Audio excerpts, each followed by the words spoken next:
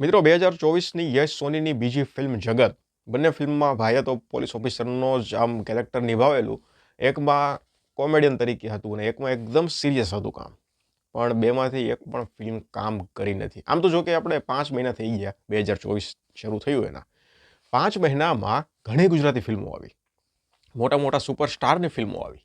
મોટા બજેટની ફિલ્મો આવી. પણ એક પણ ફિલ્મ તમને કહું બજેટ સુધી પહોંચી જ નથી. કલેક્શનની દ્રષ્ટિએ તમે જુઓ ને, બજેટ સુધી એક પણ ફિલ્મ નથી પહોંચી. ફિલ્મો એવું નથી કે બધી એકદમ બકવાસ ને ભંગાર હતી. ફિલ્મના કન્ટેન્ટ ખૂબ સારા હતા. તમે કમઠાણ જોઈ લો, તમે કસુંબો જોઈ લો, તમે ઈટ્ટા કિટ્ટા જોઈ લો, પછી જગત જોઈ લો.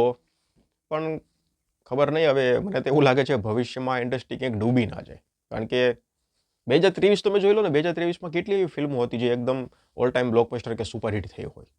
મને એવું લાગે છે કે લગભગ 2023ની 7થી 8 એવી ફિલ્મો હશે જે બજેટ પાર કરી. બાકી એક પણ ફિલ્મ બજેટ સુધી તો પહોંચી જ નથી. અને આ 2024 અડધું ગયું. એક પણ ફિલ્મ બજેટ સુધી નથી પહોંચી. આ સમંદર રિલીઝ થઈ છે એનો પહેલા દિવસનું કલેક્શન જોઈને એનો પણ ડર લાગે છે કે એ પણ ફિલ્મ કે બજેટ સુધી પહોંચવે નહીં પહોંચે, શું છે.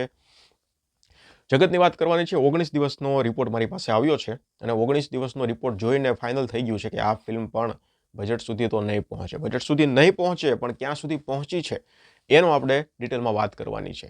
હું તમને એક વાત કહું, હું રિવ્યૂ કરું ને કોઈ પણ ફિલ્મનો, એટલે રિવ્યૂ થતો હોય એટલે ફિલ્મમાં જે સારું હોય એ સારું, જે ખરાબ હોય એ ખરાબ, એ બધું બોલું, બરોબર છે.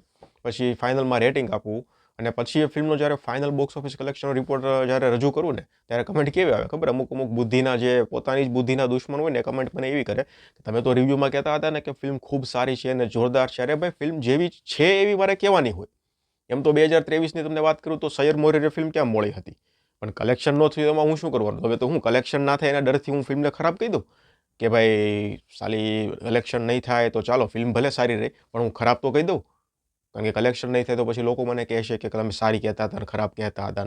આ બુદ્ધિના પ્રદર્શન કરવાવાળા આવી મને કમેન્ટ કરે. ભાઈ, ફિલ્મ સારી હોય તો સારી કહેવાની હોય, ખરાબ હોય તો ખરાબ કહેવાની હોય.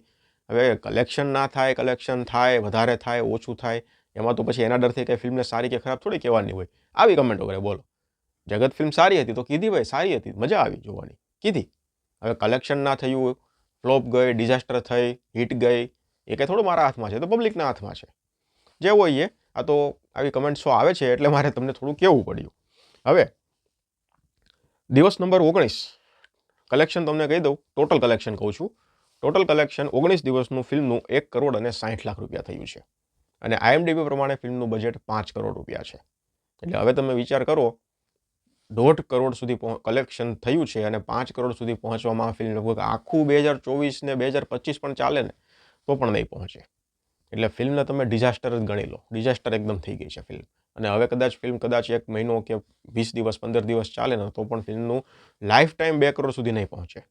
મારા ખ્યાલથી વધીને લગભગ 1 કરોડ ને 80 લાખ સુધી જાય. તો તમારા મતે ફિલ્મનું લાઈફ ટાઈમ કેટલું થશે એ મને કમેન્ટ સેક્શનમાં જણાવો.